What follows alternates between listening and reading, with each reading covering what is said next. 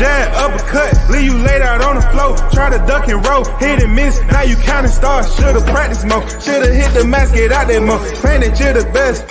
You gotta show me, son. Actions over words, baby boy. Is you real or what? Talking way too much, world come. Back sports, talking way too much, world come. Back sports, talking way too much, world come. Back sports,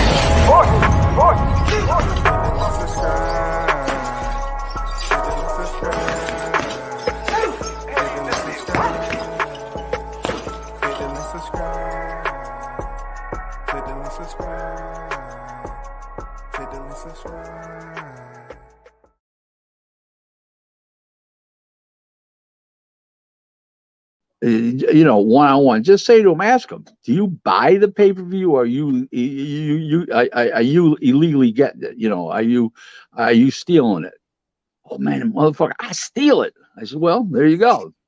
But you're supporting your fighter?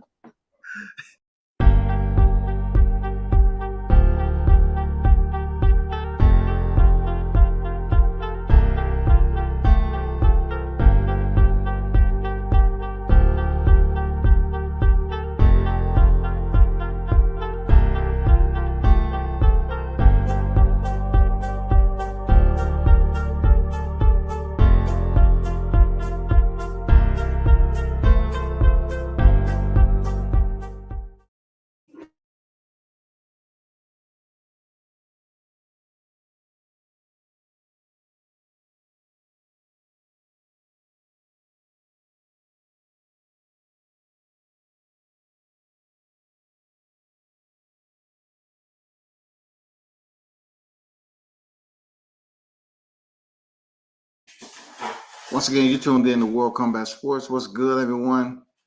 You know, just the evening, drop, media's drop to talk about, the tweet that I mentioned yesterday with Dan Rafael. Well, first and foremost, hey, the supporters, man, big shout out to you. Salute. Appreciate what you've been doing for the channel. Continue to support and understand there's no fake news zone over here.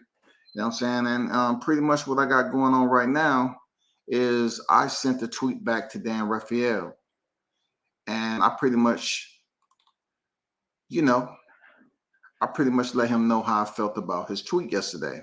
Now, this was his tweet yesterday. All right. I pretty much peeled it back a bit, as they say, peel the onion. And, I was reading it, and it said a deal for Spence Crawford is nearing completion, and the fight is penciled in for November 12th or the 19th, likely in Vegas, assuming it's finalized, okay? For anyone who does any type of writing, it's pretty much you're leading the public on to say that Spence Crawford is nearing,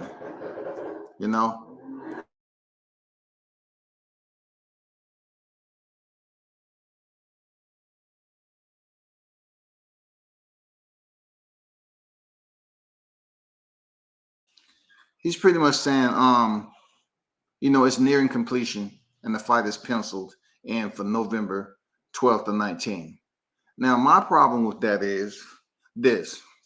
It's nearing completion and the fight is penciled in for 12th or 19th, which, if you look at the dates over there in Vegas, none of these dates seem like it's a check mark for availability, right? And also, when you're saying near completion, the fight is penciled in for these dates. What are we nearing completion about, though? You know what I'm saying? What are we nearing completion? Because there's a lot more that needs to go into the works actively for this fight to happen. So when you say it's penciled in for these dates, but it's nearing completion, why leave us out there saying assuming it's finalized? What is penciled in that can lead us to say it's going to be finalized? What is it? What is it that the public is missing in boxing? Because we done heard, hold on for a second.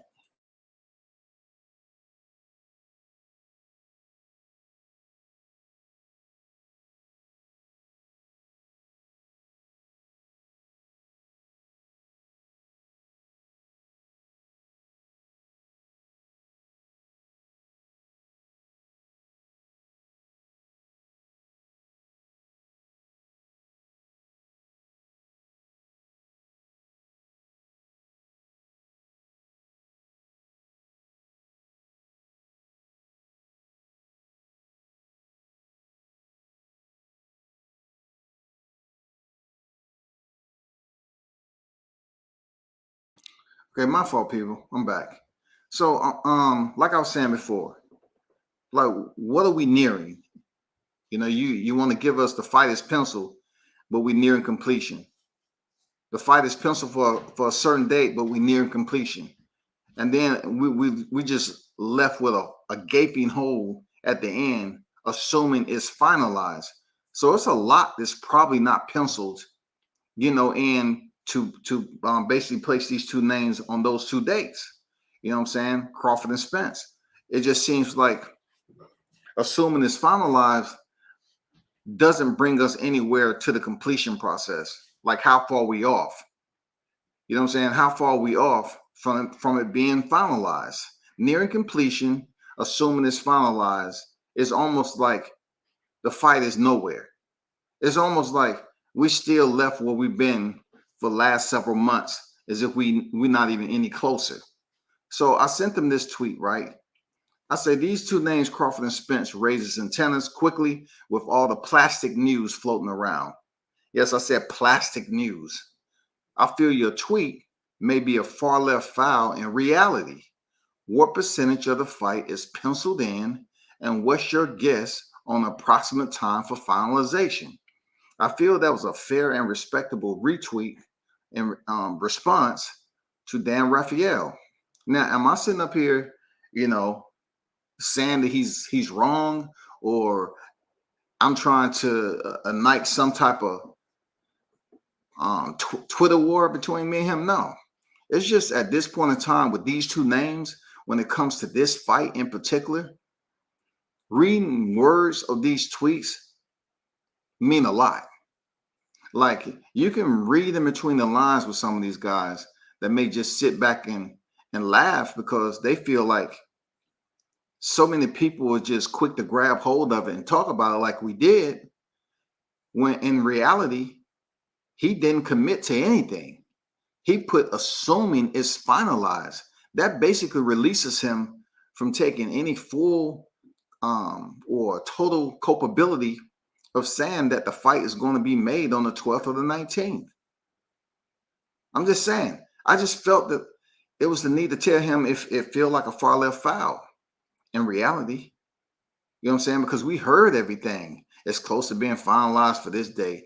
It's nearing. It's this, that, and the other. We done heard everything there is on this YouTube streets about this particular fight, especially when you're talking about where the fight may be, when the calendar, when should we strike the calendar for this fight?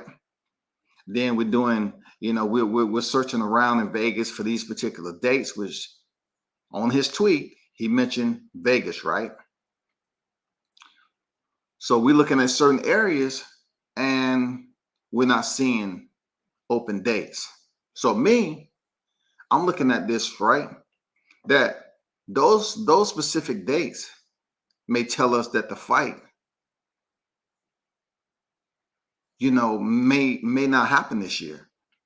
You know what I'm saying? It's a good possibility. It's a great possibility that the fight may not happen. And it's a reason why these dates are unavailable. But like I said before, I don't know the fine details. Real talk. I don't know the fine details of what they're talking about behind the scenes with this. I don't know if it's a way that they can somewhat hold that date, you know what I'm saying, until everything is worked out, and try to give a approximate timeline as to when that date can finally be open to the public. Once the fight is officially announced, we don't know. But I just felt a little bit to say, you know what, let me hit Dan Rafael up and provide us a little bit more about this fight. We need we need a little bit more substance to it, a little bit more details. We need a bit more gravy, to this, because it's a huge fight, man. We need for you to turn up the temperature a little bit. The boxing fans are tired of being dangled with this damn fight. We're exhausted, pretty much. It's so much to the fact that all YouTube, a lot of YouTube channels, all they're gonna talk about is old news, like it has anything to do with the physical results. on us predicting who's gonna win and who's not. I mean, it's old, tired, and stale already. You know what I'm saying? It's pretty much insipid right now. And you know, these cats like Dan Rafael putting out a tweet like this, you notice how they only come, they'll let weeks go by and then another one, Mike Coppinger sent out a tweet. And then you heard Brian Custer mention on the podcast, it's looking, you know what I'm saying? It's looking. And then some weeks go by and then Dan Rafael come out with this tweet.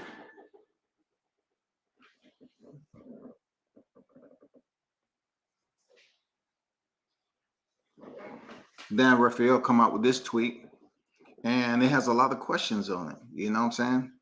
It has a lot of questions on it. Hold on for a second.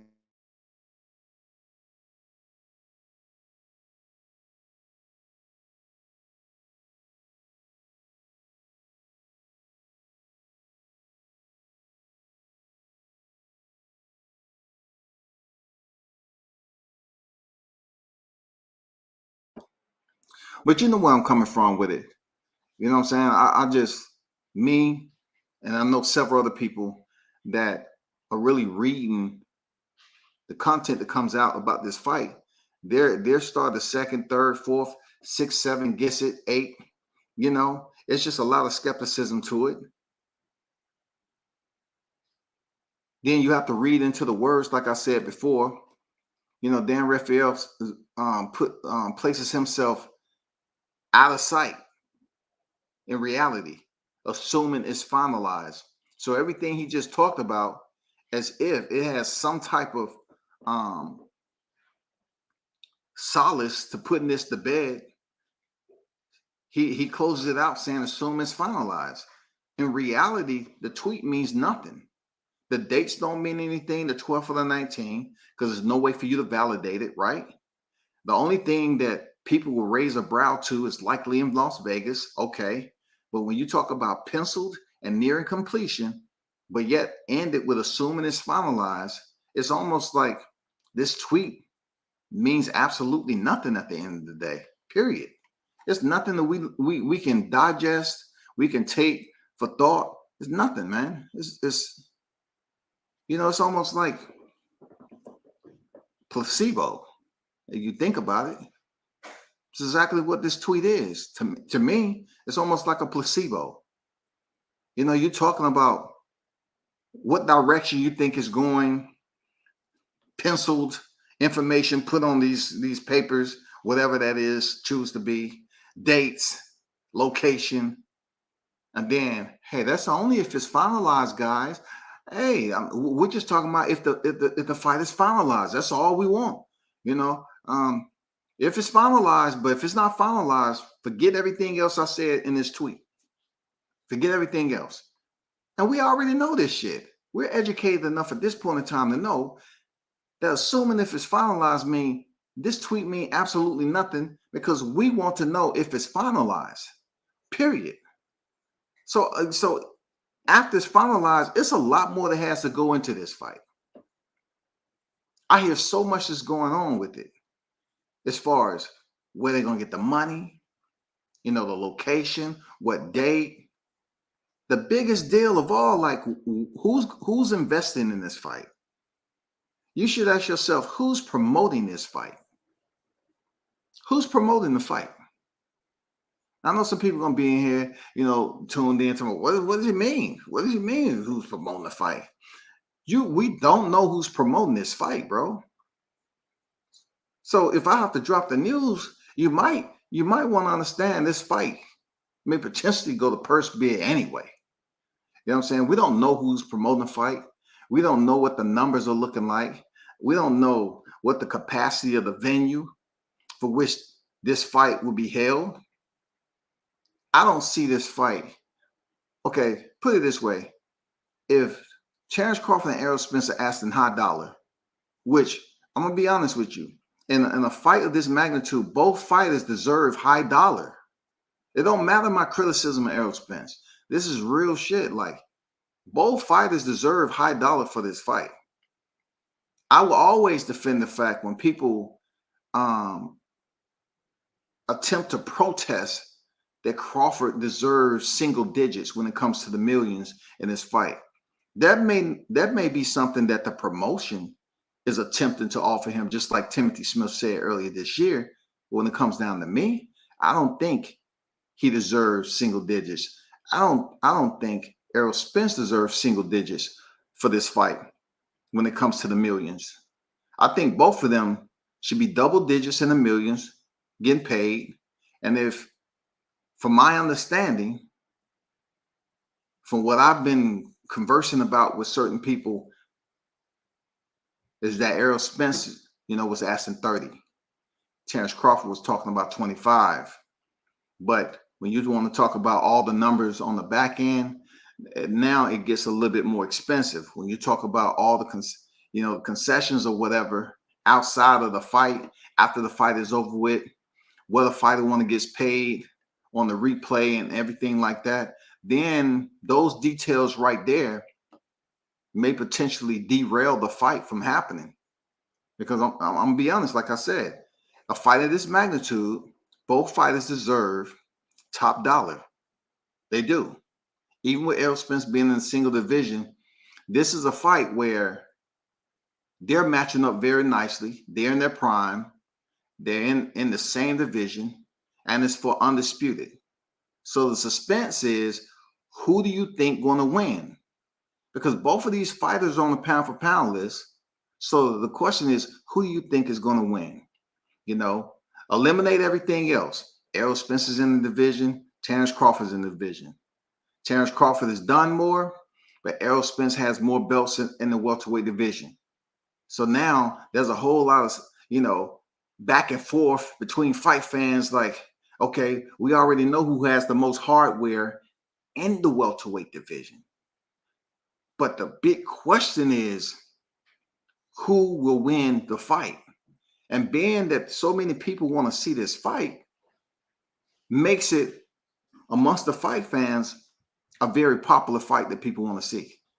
But when it comes to the money is nothing that's popular. Like, you have to come back down to earth and realize that the people who are planning this fight, they have to do business with individuals that's willing to invest and put that money up so they can have that escrow and make sure it's solid. You know what I'm saying? That the escrow is solid and we're able to get the fight. It's a lot of variables that goes into how lucrative Terrence Crawford and Errol Spence is, man. Let me get to this freaking live chat.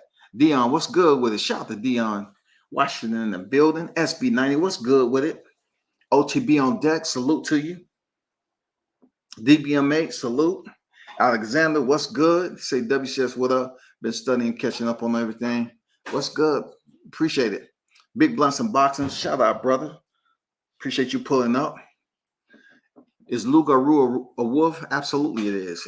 It's absolutely. It's Garou. Yeah, Lou Garou. Absolutely, it's a wolf. More like a werewolf. But my point is, like, it's so many other variables that deal with this fight being finalized. You know what I'm saying? Like, I'll be honest, both fighters should take full advantage of this fight when it comes to the monetary. Because regardless of my criticism of one fighter and my support for the other, boxing does not have a retirement. This is a sport where the fighter takes punishment in training. The fighter takes punishment during sparring in his training camp. And also they take punishment once they split the ropes to compete. You know what I'm saying? Now, whatever happens in between time is what? That allow us to see this fight play out and the punishment that is delegated between both fighters.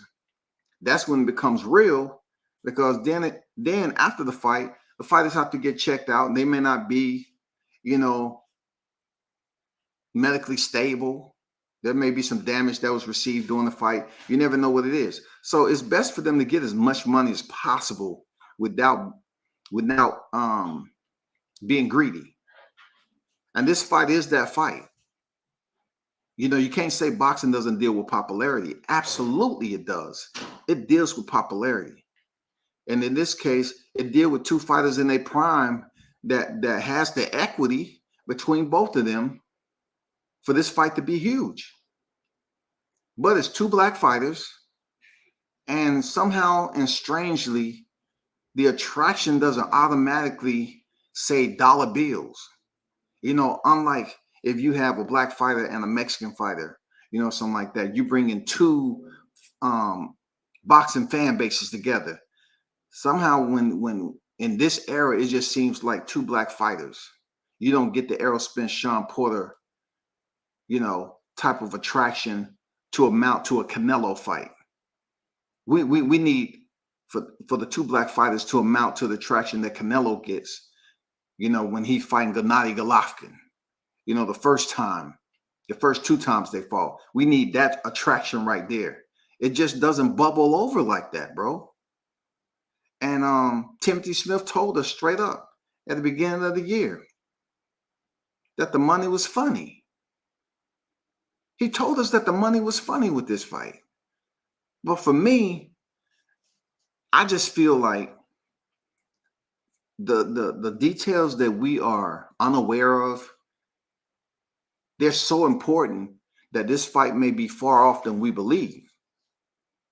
You know what I'm saying? And it would be disappointing for Errol Spence to fight somebody different other than Terrence Crawford. Because we want to see both fighters that's on the pound for pound list get it in this year, so we don't have to wait over the new year to go right back into speculation mode in the first semester of 23, believing that, hey, okay, this year is going to be different than 22. How's it going to be different? Because it's a fresh year, man. I made my New Year's resolution. This fight's going to happen. We don't fucking know none of that. Just like Dan Rafael's tweet. We don't know any of this, man. He said, assuming it's finalized. It tells us zero. Zero. Everything that you said in the beginning of the tweet evaporates once it gets to assuming it's finalized. We don't even have to go to the PBC all the way down to appear. I'm just telling you, assuming it's finalized, of course, this tweet means nothing. I think it's a foul ball. Because I just don't, you know, we already in the middle of August, damn near. We're going to be in the middle of August, bro. The middle of August. Now, if they saying it's November, we can go through this whole month. No announcement, no nothing, but still it's time. And that's the problem that we have, right? We're sitting up here on edge, and we go from month to month. When the fake news came out, the fight was going to be announced in July. I told you that whole month going to go by and we ain't going to hear shit. We didn't hear anything. Now we in August. All we hearing is, you know, little bubbles come up like this and say, blah, blah, blah, this and that date, and they're assuming it's finalized. Well, whoever gave you this information right here could have told you if the fight is in the proximity of being finalized or not. They could have told you. Whoever you got this information from, if they gave you November 12th or 9th, likely in Vegas, the fight is penciled, nearing completion, they couldn't give you a window? Like, for real talk, they couldn't provide you a window for this. Assuming it's finalized, it's not a window. That's basically putting doubt to the readers to say, you know what, this means nothing. We back to square one. That tells me they still negotiating. That tells me that it doesn't even seem like it's nowhere close to being done. That's all I'm saying. It doesn't seem right, man. Shout out to my guy, Captain Chaos. What's good with it, man? Fire interview with Jaha Tucker today. I was listening. No doubt, man. Appreciate you, that Big Blunts Unboxing. Y'all be sure to check the brother out.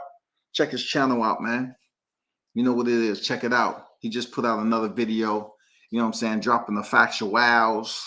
You know what I'm saying? We need a group of people out here that understands what reality is and to hold people accountable. And knowing that ourselves, us too, they're gonna be trying their damn to say, well, I'm gonna screen record everything. go right ahead, bro. But let me get back to my tweet though. I'm still waiting to see if he responds to the tweet. If you think I'm, bluffing, just go out there to Dan Rafael and you'll probably see my tweet out there that I responded to. And only thing I'm saying is it's like we had ground zero. I truly feel that it will be a letdown if these two fighters don't fight. You're not going to hear me say that it's possible they can fight at 154, because the only thing that's doing is that's changing divisions, and that means nothing. The only little bit of activity we might get is that if they don't fight at 147, that means Errol Spence may potentially fight somebody else or vacate the belts, right? And the same with Terrence Crawford. That's it. And then they move up to 154. Now, on the other side of that, if one of these fighters choose to stay at 147, it's only the big names that they're going to step in there with. I know a lot of people want to see Jaron Ennis step in there with Errol Spence. And, I try to tell people that's a whole nother story. But, they keep talking about Ennis, boots. But if you're looking at Crawford and people saying Crawford's not selling, well, Ennis hasn't sold anything either. Ennis' resume is still in the phase, just like they were saying Crawford. He needs to fight somebody. You know what I'm saying? Custio Clayton is not that guy. So really, you can't sit up here and say, well, Errol Spence fight Jaron Ennis in the stadium and everybody's going to come out. It's not going to happen because a lot of people don't know Ennis. A lot of fight fans do not know him. Seriously. Y'all hold on for a second.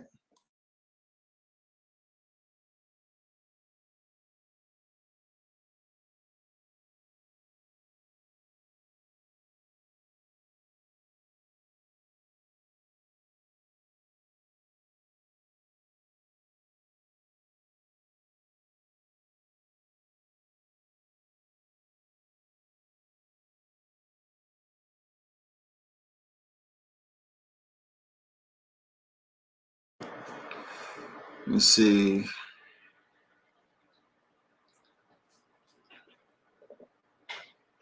Yeah, but that's where I'm at with it, man. To be honest with you, I'm not saying up here, I'm not losing hope on it. I'm just up here trying to provide, decipher, the language that's in these tweets or what have you, just like people are going to do me. Of course, after me, and several other people exposing fake news, they're going to be anxious to come up here and, try to itemize everything. And that's great. That's good. That's what it needs to be on YTC. Hold one another accountable.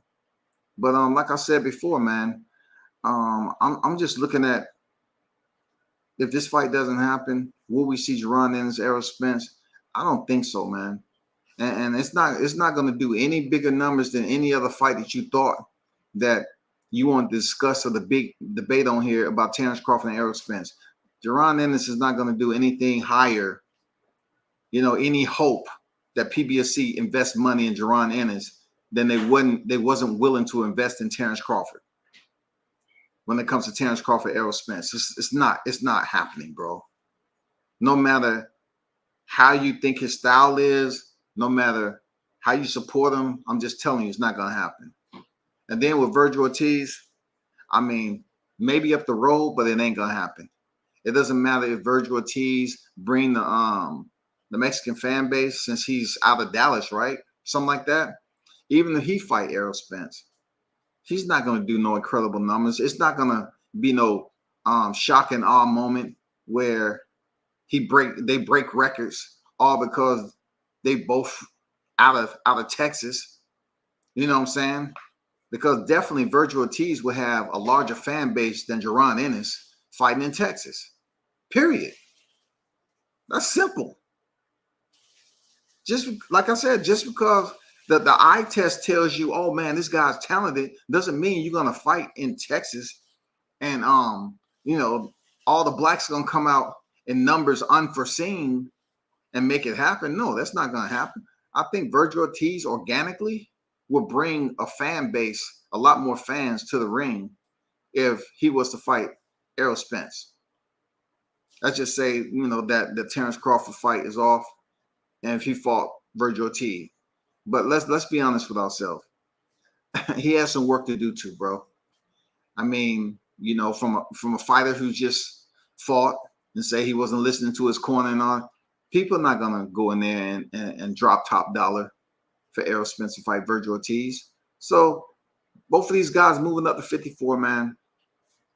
Hey, I already put it out there, man. I already said, Crawford, if you can't get the Errol Spence fight, go to 154 and keep it moving. Work for your fourth division. That's as smart as you get. Work for your fourth division. Leave the 147-pound behind. But the one thing I like about Crawford, he has freaking goals that mean something. You know what I'm saying? Those goals are, he said in an interview, somebody made it seem like he was just talking about moving up to 54 and facing Jermell Charlo as if it was a make-a-wish. No, he said pretty much, no, I want to fight him. I'm going to move up. I want to fight Jermell Charlo. I believe him. You know what I'm saying? I believe him. So he should. And it'll be even more a benefit, in my opinion, if he moves up there. If this fight don't happen, he moves up there before Errol Spence. Because look, the only thing Errol Spence is going to do, guaranteed, is try to go for that WBO vacant title. That's all. So he can complete his undisputed. He can have that on his resume and then step up and start contending in 154. And it won't be the same, man. Seriously, it won't be the same. It'll be on paper. It'll be a part of his portfolio. It'll be the 4-belt era. He would definitely get credit for it. But it won't be the same if he would have stepped in there with Terrence Crawford and contended for the undisputed titles against a pound-for-pound best. You know what I'm saying? That's where that comes into play, you know? So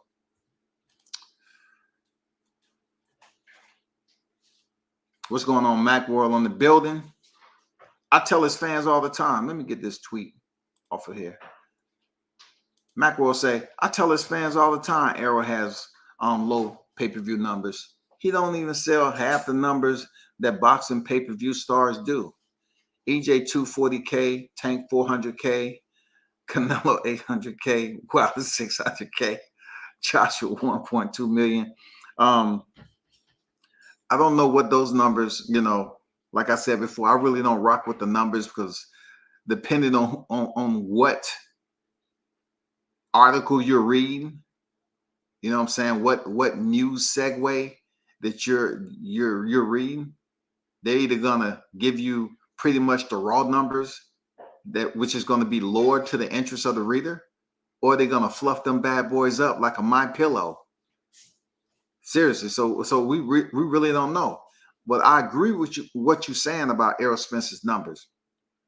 Depending on who you listen to, the numbers keep on increasing every single time. That is nothing to talk about. That the subjects are scarce. They'll fluff them up another 20,000, another 60,000. The shit continues to just go through the roof, man. In reality, he's not doing numbers like that. Tank Davis, from my understanding, hasn't Tank Davis been on more pay-per-views than Errol Spence? Hasn't he? I believe he's been on more pay-per-views, if I'm not mistaken, than Errol Spence has. You know, but if you ask a boxing head, they'll pretty much start off and say, well, Errol Spence You know, he fought Mikey Garcia. He fought Sean Porter. He fought Danny Garcia, Dina Sugas. They will try to debate you up and down that the names that Errol Spence fought on pay-per-view is much more better than Tank Davis. You know what I'm saying? Is much more appraisal to the names that's on Errol Spence's pay-per-views than Tank Davis. They're going to argue up and down with that shit. And in reality, boxing, I say it over and over again, the lab is not producing or cloning killers for all these fighters just to have top-notch names. It's too tough, man. It's tough for any fighter. Let's just say you had 10 fighters in the division that was the absolute murderer's row, right? And they was around the same age in their prime. The fighters would have losses on their record. It would be injuries. You can't even predict how long those fighters will be in the same division to even make it worth our while. How long are you competing? Like, you have 10 murderers row fighters. How many fights, how many best fights will we get to see out of the murderers row? And what would they be fighting for? Will they just be fighting, and you know, for a title? Will they be fighting to defend the title? If they defend the title, what title would it be? Boxing isn't built off that. You know what I'm saying? It's not. So it's always going to be criticism on a resume. But one thing I try to stay away from, real talk, out of respect for the sport, is calling these fighters bums. Even if they are the ragu of the sport, right? I mean, they still get in there and taking punishment, bro. People kind of gauge this shit like, in order for me to respect you, you got to have an upright, you know, box rec. Your wins have to basically exceed that of your losses. And you have to have a name out here in the sport. And the reality of it all is never going to be like that for boxing. It's never going to be an amount of fighters where we can just say, hey, we have a total of the top 10 in this division in each motherfucking sanctioning body. That is amazing. This is going to be a hell of a 2 years right here. Who are they signed with? Who's fighting who? What's their records? It just never will work out that way. So therefore, we should just be satisfied with being disappointed, you know, like we are now. We can continue to pray and all that shit that Terrence Crawford and Errol Spence gets done. Okay, we can. But it's in a weird situation, bro. It seems like certain people that have those platforms that we listen to first, we tend to grab information from first. It's almost like they play around with us too sometimes.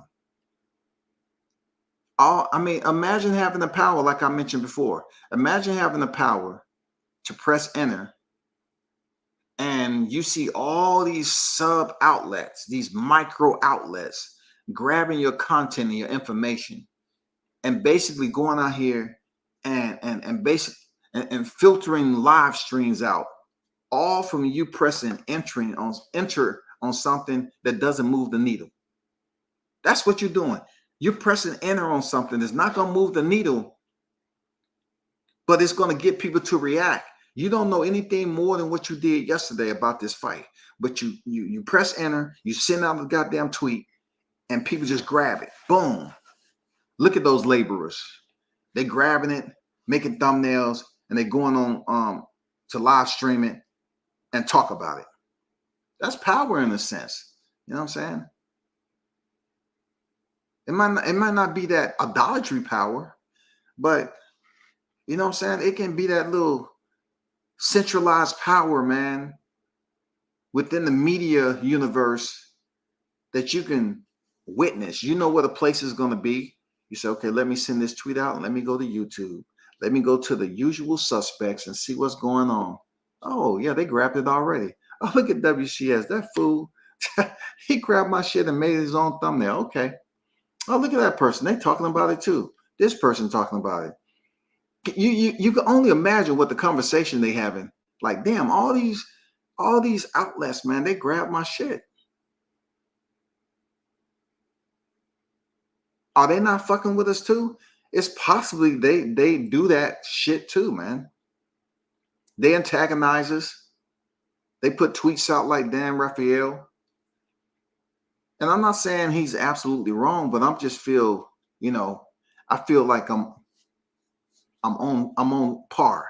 That's all. I feel like I'm on par with deciphering what he said, assuming it's finalized. That tell us zero. It's bullshit. And we don't need to be bullshit right now when it comes to this fight, because we already been there. It's a dysfunctional type of communication that we have. It's something like you hear the phone ring, you pick the motherfucker up. The shit is, like those of you that came up with the landline era, the landlines, local area networks, like I did when you had the house phones. The shit ring and you get there, he's like, the shit hung up already. That's almost like what we're doing now with the information that's talking about Terrence Crawford and Errol Spence. D-Ray Promotions on deck. What's good with it? What's good? That's good, man. I don't know what y'all think, man. Do you think Dan Rafael, outside of his name, is giving us some solidarity on this shit, or do you believe it's hocus pocus? Because I've put it out there before that this media shit, when it comes to boxing, is absolutely a hocus pocus type of entertainment. It is, bro. It is, man. I would like to see this fight in my lifetime. When I'm still young enough, competent enough to say, okay, I can talk about these two individuals. I can actually talk about how the fight played out, round for round, this, that, and the other, as long as it lasts. That's all. But I'm putting it out there, everybody who's listening. I do believe that not only the cats on YouTube, but those individuals that's reporting on the sport from a higher tier of mass media are playing with us too.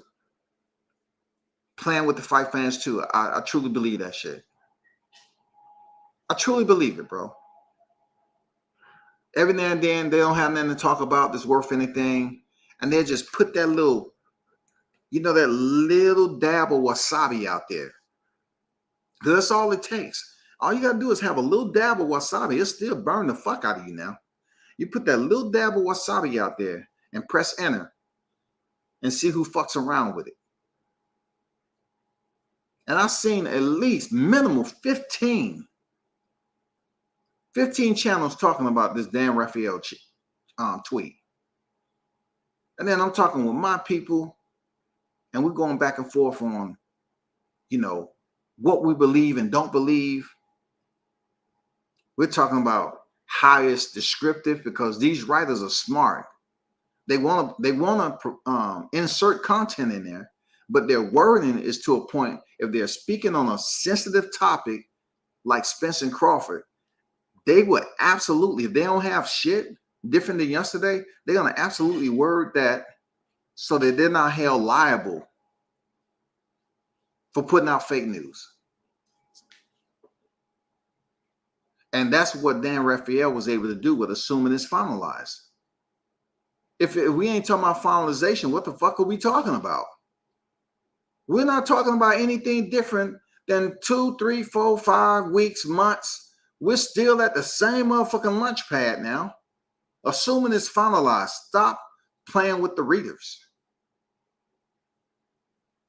The whole shebang lie heavy on finalization. Then it's officially announced when it's finalized. Now we get to know what we're dealing with, what venue, what day. That's what we want to know, so we can make reservations, so we can purchase the ticket. Then the tickets go on sale. We able to do this, that, and the other. You know what I'm saying? But when you say assuming it's finalized, Dan, some people like myself will decipher that shit. And that tells us that we're nowhere closer. Just because you sent out a tweet, we're nowhere closer to this fight because you said assuming it's finalized. That's the whole reason why we in limbo right now. Because it's not finalized. You know what I'm saying? God damn. That's simple shit. Shout out to my guy, Shaw News, the Sauce Experience, aka Showtime. He said, salute WCS in the chat. You still got channels talking about Crawford needs to sign the contract. I know, man. And that's why the shit is ashes right now. You know what I'm saying? The fight is in ashes because we result in to talk about the same toilet paper. You know what I'm saying? Who's holding up the fight? Who's holding up the fight? It's always Crawford when it comes to these same fake news channels talking about the same shit, bro. Blunts and Boxing said, very well could be what you're saying. It's like a fisherman throwing out bait. Yeah, man, you know what it is. Especially, I don't know how many of y'all grew up like this, but you remember you used to go to those little ponds or whatever, and you saw those little minnows. Well, you didn't know what the fuck they were, but come and find out they minnows or whatever you was doing, wherever you was at, and you had a little bread or whatever. You throw that shit on the water, and damn, a million motherfuckers come up there and try to eat. That's pretty much what we have here going on with Spence Crawford. We're like the minnows for sure. And time somebody throw a tweet out there or they on a podcast and they have one of our favorite fighters up there, right? And they say something like, it's looking. It seemed to be closing. None of those words are definitive words that consummates anything. Those words doesn't consummate a result. We're looking for the words that consummate a result. Finalize it. Cut and dry. It's done and fucking over. Assuming don't tell us a motherfucking thing, dog. Assuming is, hey, big dummy, whatever you want to put your shoulders up and do that, fragilistic shrug, look stupid like Scooby-Doo. That's what assuming is. I answer you and me, right? Come on, man. I'm telling you. This is how certain people think. You assume me, make an ass of you and me. It's finalized. Basically tells you, you know what? It's nowhere closer than we was before I released this tweet. I just wanted to see y'all scramble around and get your hopes up high and sit back and laugh while I'm eating a ho-ho and ding-dong with hot sauce. Seriously, bro.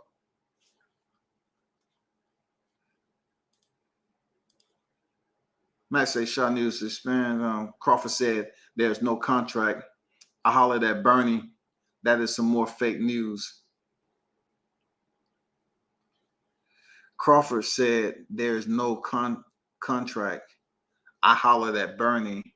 That is some more fake news. So from what I gather, what you just said is, from what I'm thinking, what you just said is, Crawford said there's no contract. So that pretty much is what I'm saying about this bait. You know what I'm saying? If we want to be descriptive as such, or, them just puppetizing the media, as I like to say. It just seems like we get puppetized all the time on this motherfucking topic. That's why I said, after I did my live, I said, I'm going to send Dan Rafael a tweet, man, whether he responds or not. Y'all have to understand. I am somewhat petty when I want to use, when I want to articulate something in a tweet. I want to use words that's going to get his attention. It's not going to be the basic shit. What are you doing, Dan? Is this real or not? Come on, guy. Let's do better. That's not going to be me, because I need the I need to hear something other than assuming it's finalized bullshit. This shit is so worn down and stripped. The lug nuts, the lug nuts are far gone. They're on the side of the road, man. It's just a matter of time that the other two wheels come off this bitch. We've rolled this mother into the ground, man.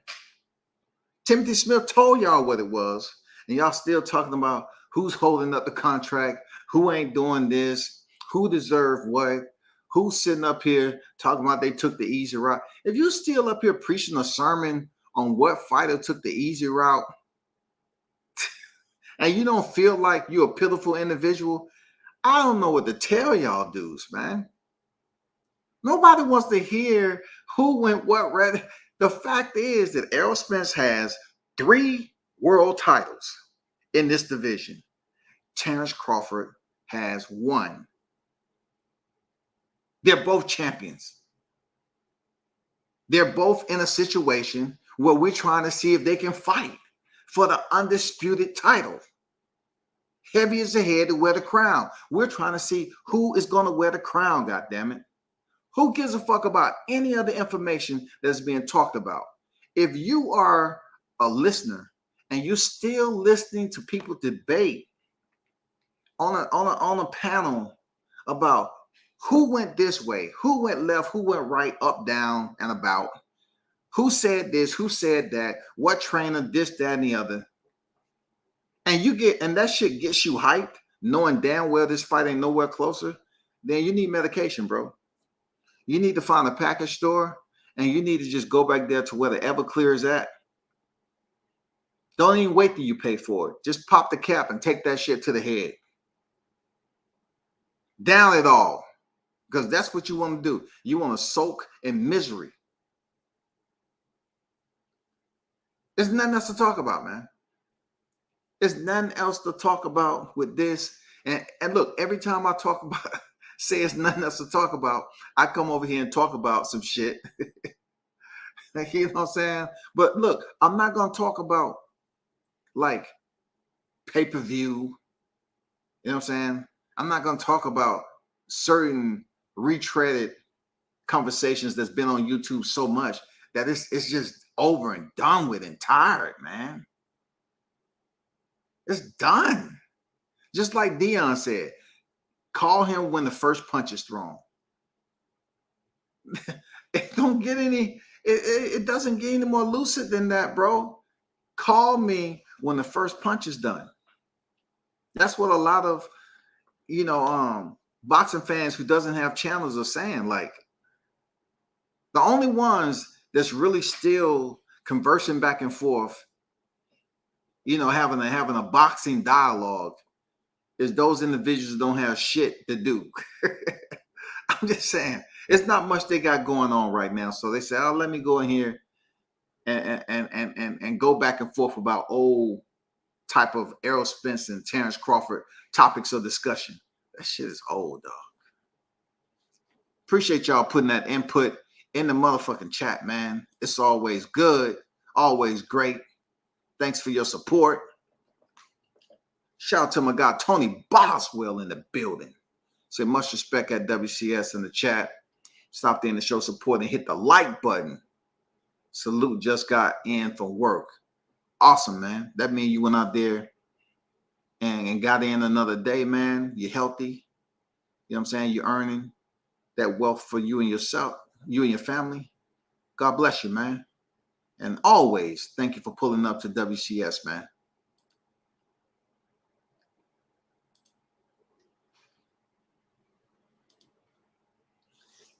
Dion said, what T.O. gonna do Saturday? That's the big question with Campo. That's the big question there, Dion.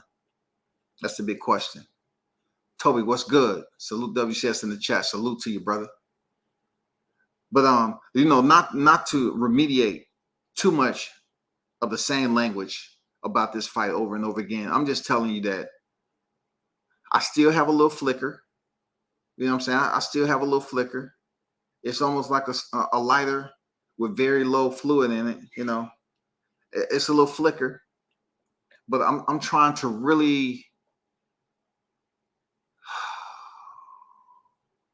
I'm trying to improve my analytics when it comes to this topic.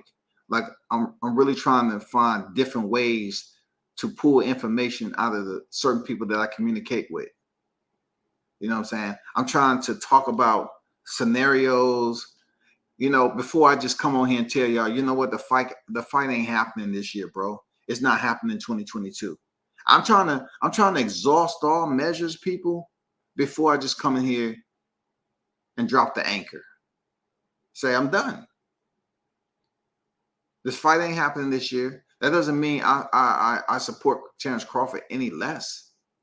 You know what I'm saying? He's still the baddest man, right now, pound for pound in boxing.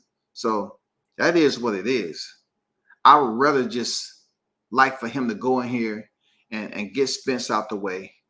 You know what I'm saying? Man down. Yes. Go in here and get your lucky number 7, man. Put him on your mantle. Move up to 154 and really start going for Jermell Charlo. That's it. That's my itinerary, bro. When it comes down to it, Crawford, go over there, step on Spence. You know what I'm saying? Get him out the way. 2 division undisputed, and then move up and try to go for another one. I believe him when he want to move up to 154 and fight Jermell Charlo. But we know Jermell, at the end of the day, he called Terrence Crawford small and all that other shit. So we got other things to worry about at 147. We're gonna kind of keep hope alive. But what I would recommend to you all is that don't fall victim to fake news about this topic. Tell those people to tweet Dan Rafael or whoever put this information out. Just give them a tweet and ask them to provide you a more detailed tweet next time without telling us, assuming it's finalized. Give us a little bit more fine details so we can feel a little bit happy. We tired of the Hallmark cards, man. You know what? We're wishing you a happy new year, and hopefully, everything works out with your New Year's resolution and everything. We're really praying for you. We don't want Hallmark cards no more. Get the fuck out of here. We want something that we're gonna feel better about, man. To give us a tingling sensation, not heartburn. Damn it, another Hallmark card. Go get me a cup of some ice. God damn it. We don't want that shit no more, bro.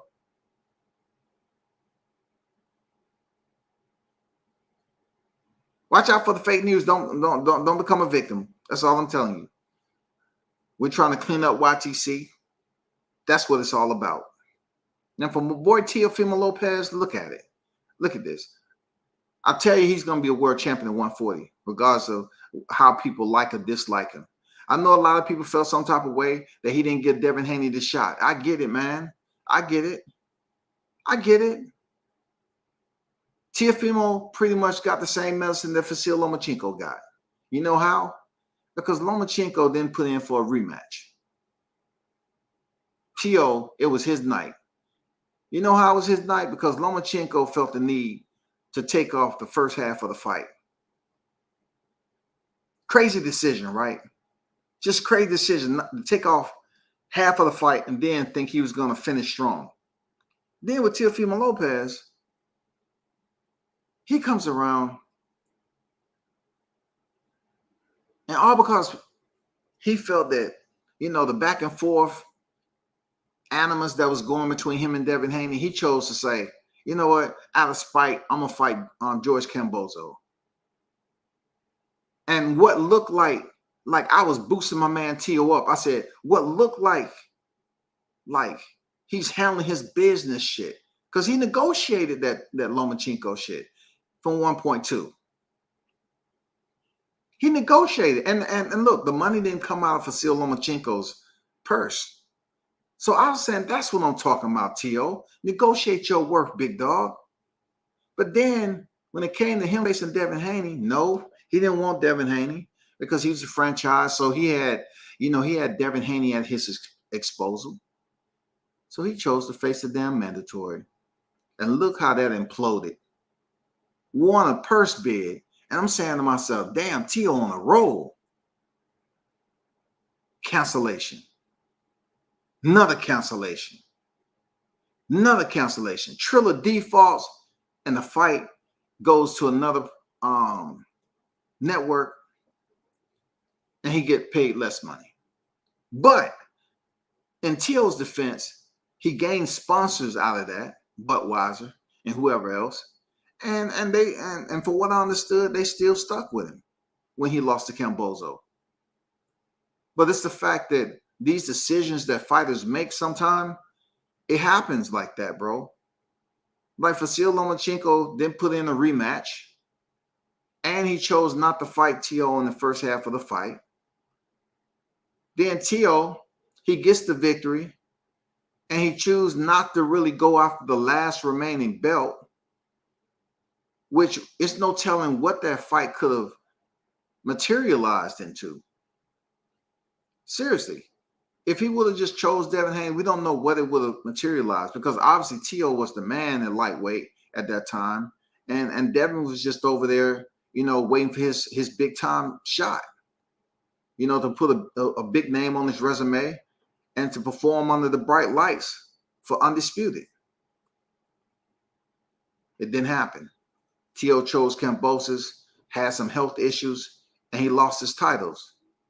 Decided it was the perfect time to move up to 140, and that's where he at this weekend. He's going to beat Campo. He's going to beat Campo. And if it's true that he may potentially, or Oscar De La Hoya is trying to set up a fight between him and Ryan Garcia, guess what? Yeah, that's just going to be somebody to tune in, because, T.O. is somebody that the fans like. He just need to get back into good graces. It's only going to take a fight. It's going to take a fight or two. I'll put it that way. It's going to take a fight or two. He goes in here and stops Campo, right? Who has much more experience than T.O., right? The dude's sitting at 34 victories, I think. He go in there and look good. We're not talking about Blair Cobb good. We're not talking about Virgil Ortiz good, not listening to the corner and just doing what the fuck you want to do. We're talking about Teofimo Lopez good. And then all of a sudden, the news break that possibly Ryan Garcia first fight at 140 is going to be against Teofimo Lopez. Yeah. People gonna say, okay, that's what I'm talking about. It can happen, y'all. You don't have to stand in the line and shit in boxing. Sometimes you can jump the motherfucking whole line and go right on the ride, man. You good. And Ryan Garcia needs a Teofimo Lopez right now. He needs that Ambien in his life. He needs that Ambien. Or better yet, as much as I think Teofimo will knock out Ryan Garcia, he might pull off an Isak Cruz, Gervonta Davis. He might go the distance, man. He might go the distance. But I think it's going to be a Gervonta Davis and Rolly Romero climactic close. That's all I'm saying.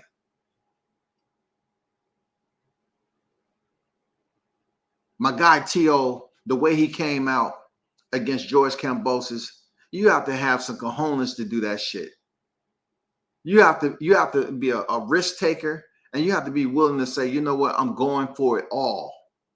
This dude came out, foot on the pedal, to the floor in the first freaking round, gets dropped, and still goes and drop Kambosos. And you trying to tell me a healthy T.O. is not going to be one of those boxing sensations again? No, man, you got that mistaken. That's going to happen. You can take my word on that. It's going to happen, bro. Just think about it. For somebody to come out here like he did and be as reckless as he did in a championship fight in defense of his titles, and he still went all the way to the final bell.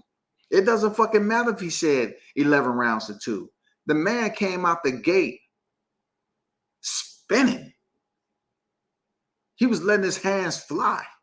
He tried to knock out and stop Kambosos. It didn't happen. Yes, he got beat up. Yes, he wore the fight.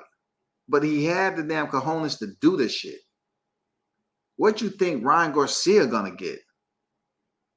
A healthy T.O. that's going out there to prove a point? Ryan Garcia is gonna take his first L, bro. T.O. proved he has a chin. He proves he has a chin.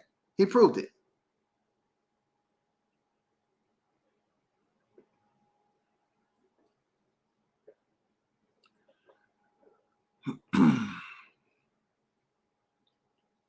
$64 on that.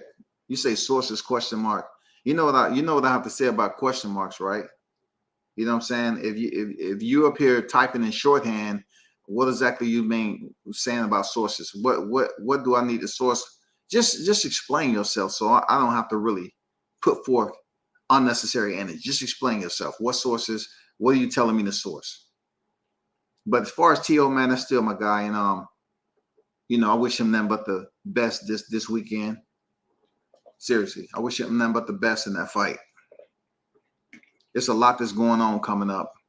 Let me pull up something right quick.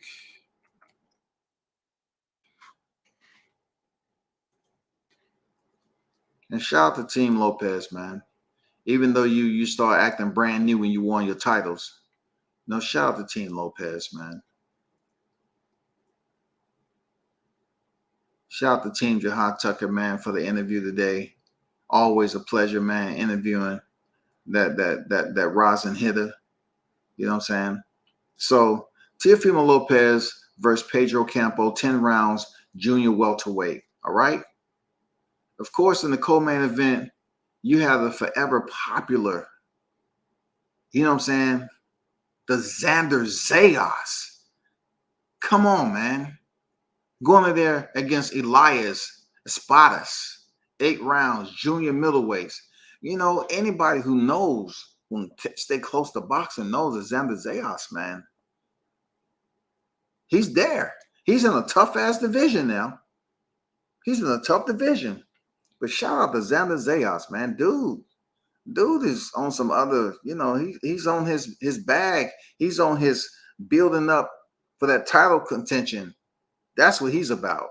And then you have Andres Cortez against Abraham Montoya, 8-round junior lightweights. Duke Reagan is back in the building versus D'Angelo Fuentes, 6 rounds featherweight. You got the transformer himself, Troy Isley versus Victor Tony, 6-round middleweight. If you ain't seen Troy Isley fight, he ain't giving you no motherfucking smile. He going in there and getting it in. Period. He gonna be right there in front of you in your chest, and hey, he's gonna force you to deal with it or get out. Charlie Sheehy, TBA. Some of these are, but I pretty much gave you the main ones. And August 20th, you have Adrian Broner versus Omar Figueroa, man. 12 rounds, junior welterweights. That's a fight that everybody's really looking at too. I don't care what people say, right? I don't care what people say about Broner. I've seen Broner without a title, in between fights. Broner still moves the room, man. He still moves the room. I don't care what nobody. I'm telling you what I've seen with my own eyes. Now, he may have his activities, his issues outside the ropes, but a lot of fighters do. But I'm telling you, Broner still has enough star power for people to be curious about what he has going on. And if he wins against Omar Figueroa, people are going to want to be asked, like, who's he fighting next? Of course, the big question is, how is he going to look against Figueroa? That's the biggest question. He goes in there and shine, and it seems like he's more active. You know what I'm saying? His punch count, much more higher numbers. He's given us a lot more activity than previous fights. Then people are gonna be right back. Oh man, AB. What do you think him fighting this person? First, he got to make weight, and it seems like he's losing weight. You know what I'm saying? Seems like he's losing weight. He's knocking out the pounds. But of course, you have channels out here that's always going to find a moment to hate on, whoever, and say that they're going to show you a picture with, Adrian Broner look like he's still overweight. But, you have a title fight, Alberto Puello against Akhmedov, 12 rounds for the vacant WBA Super Junior welterweight title. And then what this fight is. All you got to do is ask Chris Colbert. Title fight, Roger Gutierrez versus Hector Garcia, 12 rounds for Gutierrez WBA Super Junior lightweight title. Who else on here? Familiarity. You got Baby Pitt up in there. Rashi Warren, man, versus Francisco Pedroza Portillo, 8 rounds bantamweight. Sergey Lipinets is back in the building versus Carlos Manuel Portillo. Is that the Portillo brothers? What we talking about? That has to be. Wow. I didn't even know this, to be honest. This August 20th, Evan Holyfield is back in the square against Jermaine McDonald, 8-round junior middleweight. Shout out to Evan Holyfield. He suffered a knockout loss his last fight. And I didn't see near as much news talking about Evan Holyfield. I don't know if it's just that the media is not giving him, his time. I don't know what it is, man. He's in the dynamic a little bit. Like, his dad is obviously the legendary Evander Holyfield, but when he was stopped, he didn't get that Michael Williams Jr. attention. Like, he didn't get that Josue Vargas attention. You know what I'm saying? He just didn't get that attention for somebody being dropped and stopped. I don't know. I mean, the fans may not care. The media may not care. Or they talked about it briefly and then they kept it moving. I don't know. But he's back in the square, y'all. Evan Holyfield is back on deck this month. He did not stay and freaking weep about it. No, none of that shit. August 27, man. Jose Pedraza versus Richard Comey. 10-round junior welterweight. Then you got the rising heavyweight, the real big baby, Jared Anderson versus Majan Rovikin. Probably all jacked that up, but that's 10-round heavyweight. Shout out to Jared Anderson back in the square, man. Richard Torres Jr. versus Marco Antonio Caneda. 6 rounds heavyweights. And then this is a heavyweight card, bro. You know what I'm saying? Besides the main event, you got F.A. Java versus Joseph Darmos. 8-round heavyweights. Delonte Johnson versus Harry Gigliotti. 6 rounds junior welterweight. Who else is on here? You got Abdullah Mason back in the square versus Angel Rabola. 4 rounds lightweight. Haven Brady Jr. back in there versus Manuel Guzman. 6-round featherweights. That's what's up. But that's that's the main. No, that was ESPN fight schedule, of course. What do you predict will happen if Tank and Haney get in the ring?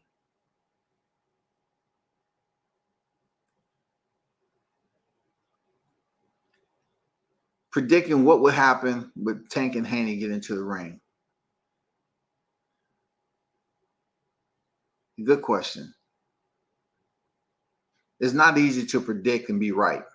And I'm not good with predicting. All right? Predictions. But what I can say is I never forget that title of the Sweet Signs, right? So when it comes down to the Sweet Signs and Devin Haney boxing the way he did and what people always praised him for doing, it was fine. It was on display, real talk. It was on display in the biggest fight of his career against George Kambosos. And he did an amazing, superb job, right? But when it comes to the Tank Davis, Gervonta Davis, right? God, when God was sending him, blessing him with the birth into this life, he didn't give him like this tall frame, bulky. He gave him the ability for deception.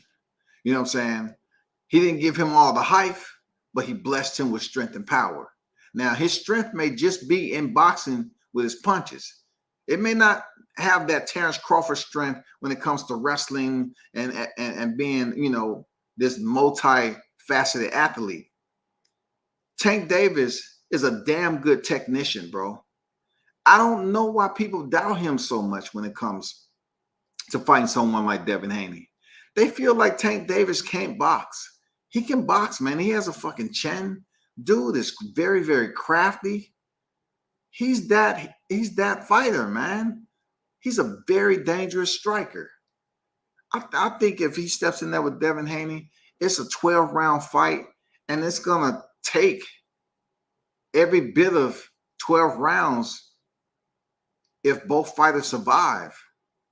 You know what I'm saying? Well, I mean, both fighters survive. I'm going to tell you straight up. I don't see Devin Haney knocking out Gervonta Davis. Now, boxing him, packing away rounds, yeah, I can see that going down. Both fighters have a jab. Let's be real. Both fighters have jabs. Both fighters have high ring IQ.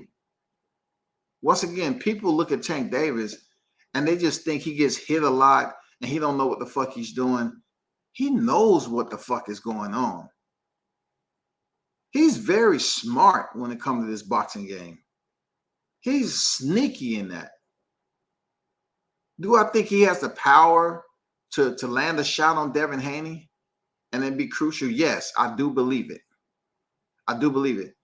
Should I ask the question, will he land the shot?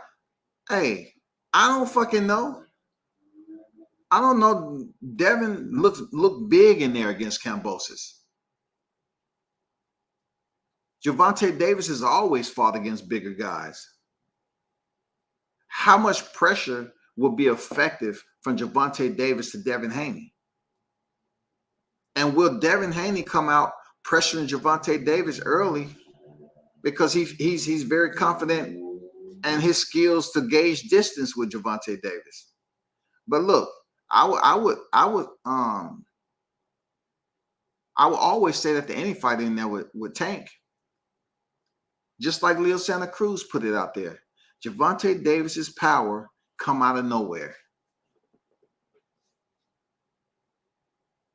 Who of all people wouldn't know it? Leo Santa Cruz would know it. He felt it. He may not remember it, but he felt it. The same thing that can happen with any fighter that steps in there with Tank. It can happen to Devin Haney. But we don't know how much success Devin can have in the earlier rounds, because if he's able to go in there and have success in the early rounds, not like that Rolly Romero success, but I'm talking about really boxing the shit out of Tank and being up on the scorecards, and then he don't really have to take as much risk in the later in the fight. It'll be a different fight because then Tank will have to catch up.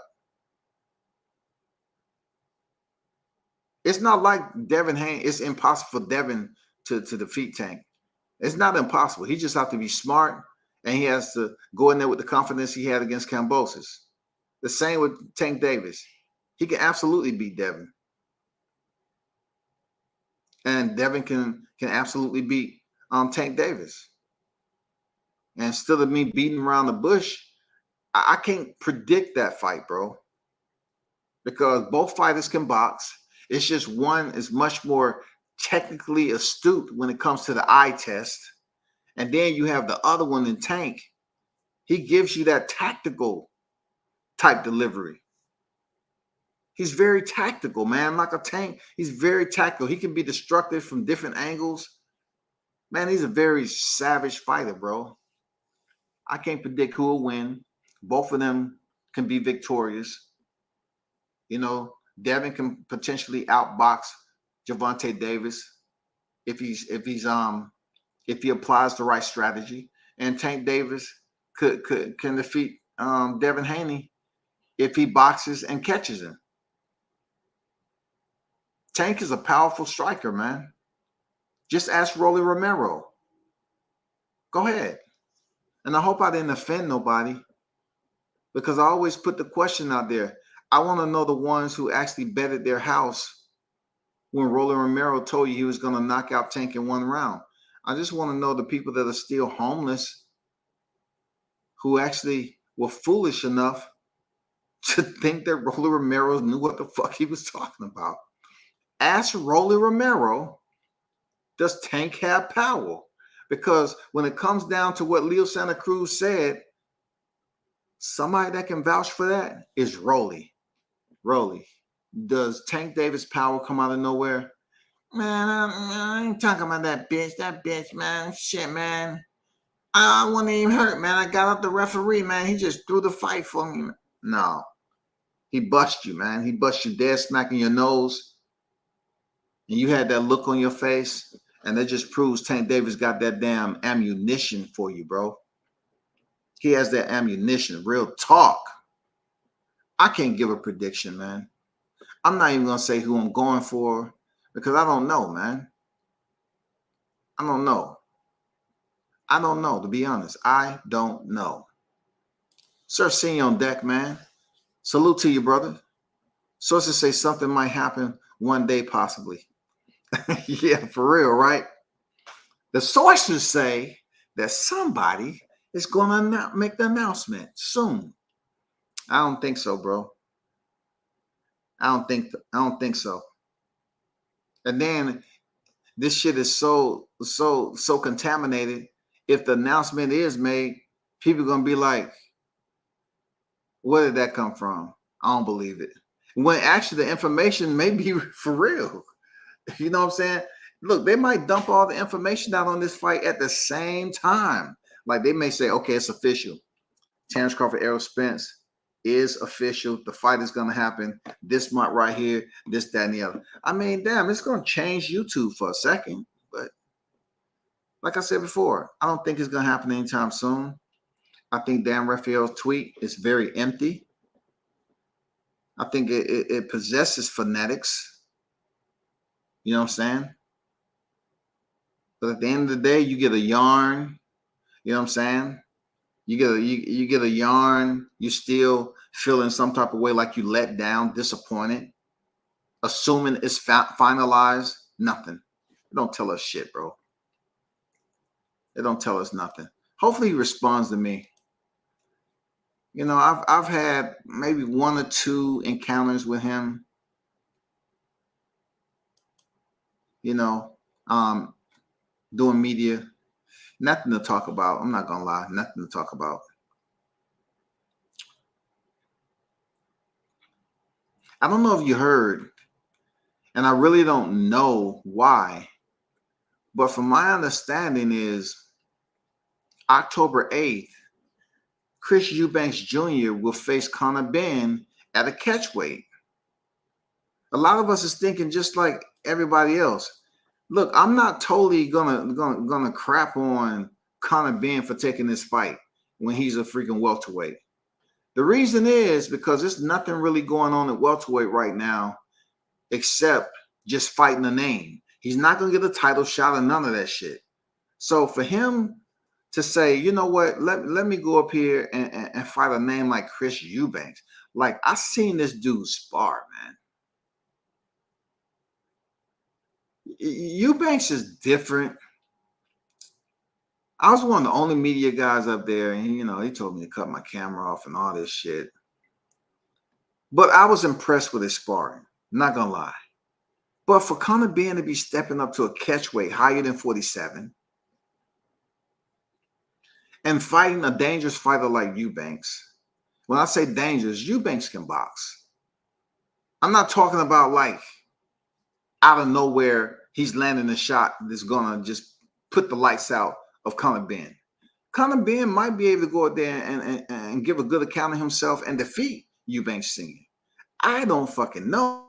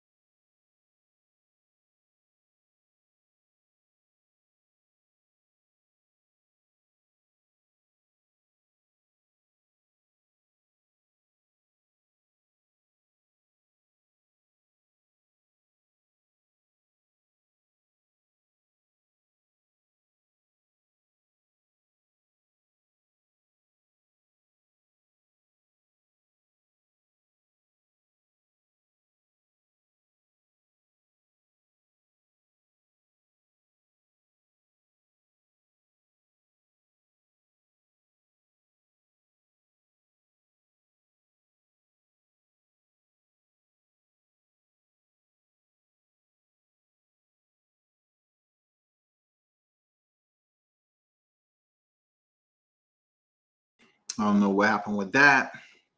But yeah, that's all I have to say on Eubanks, man. And Conor Ben. Really don't know what that's about. What's the purpose?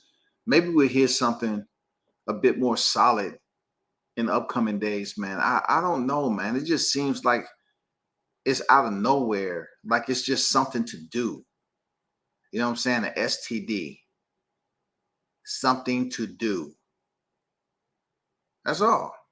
And then, of course, we have Canelo and Gennady on to the next. You know what I'm saying? But yeah, we still waiting for.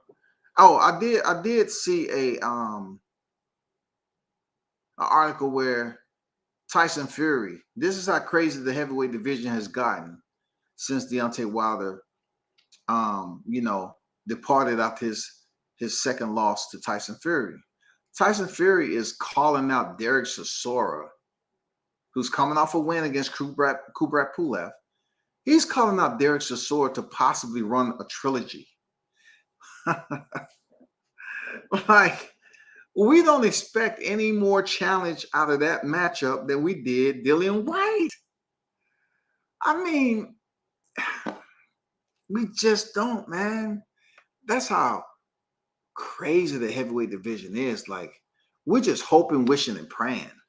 We're looking forward for Alexander Usyk and Anthony Joshua, but Tyson Fury is a WBC heavyweight champion. And really, it's nobody. Like, it was that name, Dillian White, that was out here in circulation, and that quickly was shut down. Closed, casket closed, done. With a little shove, casket closed, man.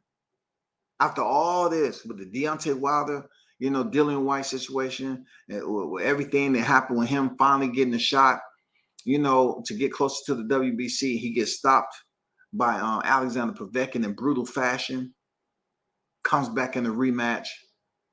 Alexander Povetkin looked like he was the damn straw man, could barely damn stand up. And then he gets the shot at the WBC world heavyweight title and gets stopped again. So now Tyson Fury is calling out Derek Chisora, the same guy who's been in there with Dillian White. It don't make any sense, bro. Where's everybody else at, man? We're waiting on Deontay Wilder to come back. We don't know who he's going to fight. We do have Luis Ortiz and Andy Ruiz just chilling out there. But no one really is looking for that fight. You got Joe Joyce, Tony Parker. Man, please, bro. Man, this heavyweight division is crazy, bro. Real talk. You know what I'm looking forward to whenever they announce it? We don't know if it's going to be Bivol, Beterbiev, or Anthony Yarde, Beterbiev. I want to see Anthony Yarde get back in there and see can he go in there with a tyrant like Beterbiev. Can he go in there and his youth prevail against a fighter who I just seen just break down Joe Smith and defend his title. I mean, just cause mass destruction, dog. Seriously. It's not like Joe Smith wasn't trying, but I just want to see Anthony Yardy, man. You know, he has 2 losses now. I want to see, man. Cool dude. I can say Anthony Yardy, coolest in the game right now when it comes to boxing. Dude, coolest in the game. Good spirit, down to earth. I told him, I said, hey, you here, you know, scouting? No, I'm not scouting. No need. I'm next. I said, okay. That's news. All right. Anthony Yardy said he's next. He's getting the winner. And sure enough, you know, Beterbiev won the fight. So let's see what's popping. You know, I hear that Dimitri Bivol may indeed face Canelo Alvarez next, but then we don't know if he's going to be able to get past Triple G. And then let's say Triple G defeats Canelo Alvarez. We don't even freaking know about that scenario after that. Like, we know Triple G ain't going up to 75 to do a motherfucking thing. And then it just seems funny to even put him in the equation to be victorious and become the undisputed super middleweight world champion. I don't see him even sharing that. And his opponent would be Canelo Alvarez. I don't see it, y'all. I don't see it at all. I don't know. Maybe I need to rub my eyes a little bit. I don't see Gennady just being the undisputed super middleweight champion. And then, look, I'm telling you, if it happens, it's going to be the same scenario I gave you about Errol Spence and Jermell Charlo. If it happens, that means they're hitting us in the head for 2 for 1. You know, just like Floyd Mayweather, Marcos Maidana. So if Triple G beats Canelo Alvarez and it's, you know, they come back, man, I'm not believing that shit, man. They come back for a rematch for number 4. It was all in the plan. Real talk. It was all in the plan because they had a draw. Canelo won the rematch. Gennady wins the freaking 3rd. And then they come back for a 4th. Man, never put anything past boxing, bro. Never, ever in your life put anything past boxing. Because if you get the right names and the right brains to put this shit together, money will be made. You just have to have the right people to do it. Just like I said about Errol Spence. I said Jermell Charlo and Errol Spence should fight. Let Errol Spence get the belts and then have a rematch and Charlo get the belts back. Therefore, Errol would have picked up undisputed at 154 and Jermell Charlo become 2-time undisputed at 154. Both of them are able to increase their legacies. Come on, that's what Mike Tyson was talking about. Breaking bread with your brother. You know what I'm saying? Like no other. Shout out to the queen on deck, Monica on deck. What's good with it? Salute World Combat Sports. Salute to you. Salute to you. Hopefully everything is good on your end. Bruce Gas, Boxing Jazz, and more. What it do, OG? How you feeling?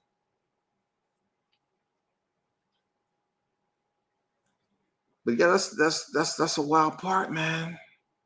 This Canelo Triple G shit. If Triple G wins, man, don't say I didn't tell you. But at this point in time, I'm just gonna, you know, strike the hammer to the nail and say Canelo wins.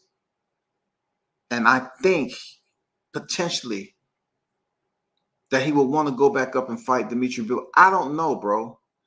I don't know. Why? Because if Dimitri Bivol understands Canelo's a bigger paycheck. For his legacy, though, it would be good for him to go in there and fight for undisputed at light heavyweight. Money or belts? A lot of people saying belts don't matter now, but the paycheck does. So which one would you suggest he do? I know it's a bit confusing, but if you use Dimitri Bivol, would you face Canelo a second time for the paycheck? And then, you know, your championship title? Because we know Canelo ain't fighting Bivol. I mean, Beterbiev. We know damn well he ain't stepping. I can tell you like that. He would get decimated. But what does Bivol should do? Should he fight Canelo Alvarez a second time? Or should he go in there and try to become light heavyweight undisputed? What would you do? If you were his advisor, what would you advise Dimitri Bivol to do? We don't need to talk about Canelo's scenario. Canelo's doing what the fuck he want to do, when he want to do it. You know what I'm saying? You know, you can't tell him shit. He's making a crazy amount of money. But for Canelo to revisit Dimitri Bivol, definitely it'll be beneficial to Bivol. I don't know, man. I say this all the time. You need to make as much money as you possibly can in the sport. You need to. Because if you don't have a plan B as far as a business that's established, that you invested your funds and you're able to grow that business, and, you know, off the strength of what you've been able to accomplish in boxing, and you're making pretty decent income with that particular business, then, hey, you're just like everybody else. You need to have a business that's growing and flourishing for you to have that residual income even while you're still an active fighter. So, yeah, man. We see how it goes, man. For real. Of course, Derek Chisora responded to my Tyson Fury sending paperwork.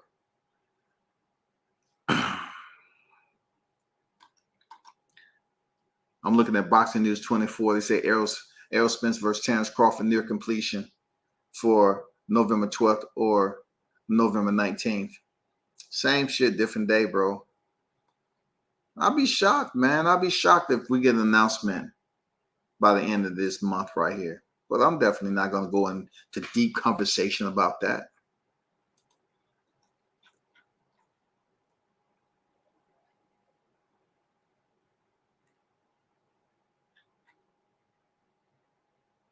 Have y'all found out where that guy, what's that guy? What's his name? They used to call him one time. Let me see, what's his name? Keith Thurman. Y'all know where he at right now? Is he on top of the hill playing a vuvuzela, harmonica? I mean, what's going on with Keith Thurman, man? What's going on with Keith Thurman? Somebody please let me know.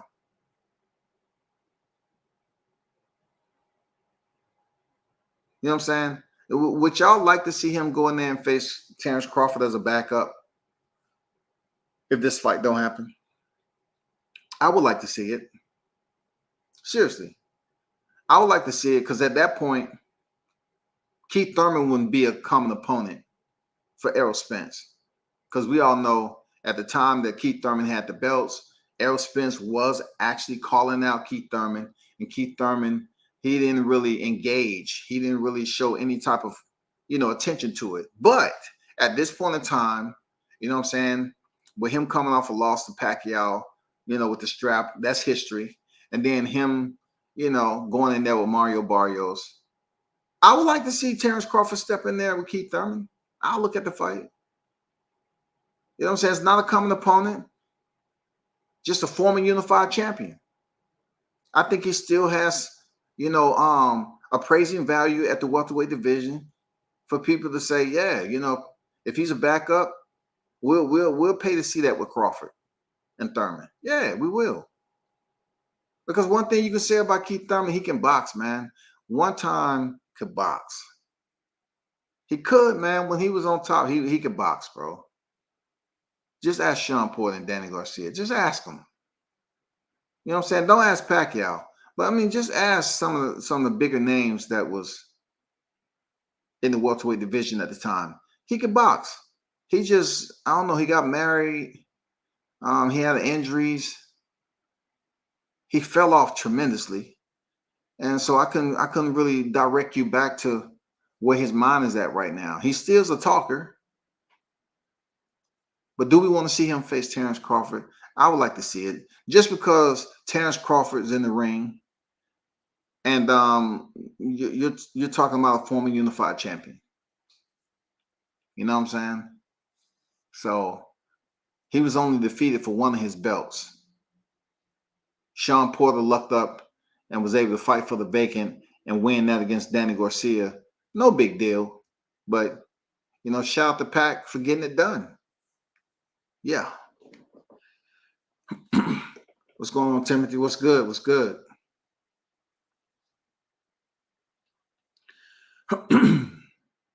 You're talking too real right now. I don't know what that means, you know what I'm saying? But hey, I'll take it as a compliment, brother. But hey, that's all I got right now. You know, and we're gonna try to keep this to boxing as always, man. You know, there's not too many big fights out there. We know the Canelo and Triple G fight is out there. We know that, but are we really interested in investing all our energy into that? We don't really. Only thing we invest the energy is, you know, information that comes out. And like I said before, I would definitely let y'all know if indeed I get the response back. But I did send Dan Rafael this reply, you know, to the tweet that he sent out yesterday, and I did a live on it. And I pretty much dissected it enough to the point of, to point out that we really still at ground zero. We're no further closer in the direction as this fight being finalized. Why? Because he said assuming it's finalized, so there's nothing there. So I just sent this tweet out in response, and I doubt he respond to it. But I just basically told him with these Crawford and Spence, yeah, it's easy to pique our attention with these names. But I do feel like your tweet didn't mean anything. You know what I'm saying? I just think it's a foul ball. Yeah, we heard it off the bat, and it was a foul ball, but it means nothing. Why? Because we don't have a percentage of time or window as to how close we might be to getting this fight. You say assuming it's finalized, it's just basically saying nothing. We know we're closer than we was before. It sounds good. You put penciled in there. You put some numbers in there. You feel me? I mean, come on. You put penciled in there. You put some numbers, and you put that N word in there. Nearing. But y'all hold it down, man. Appreciate y'all for tuning in. Continue to support the channel as always, man. Until next time, man, hit the like button on the way out and turn up and tune in the world.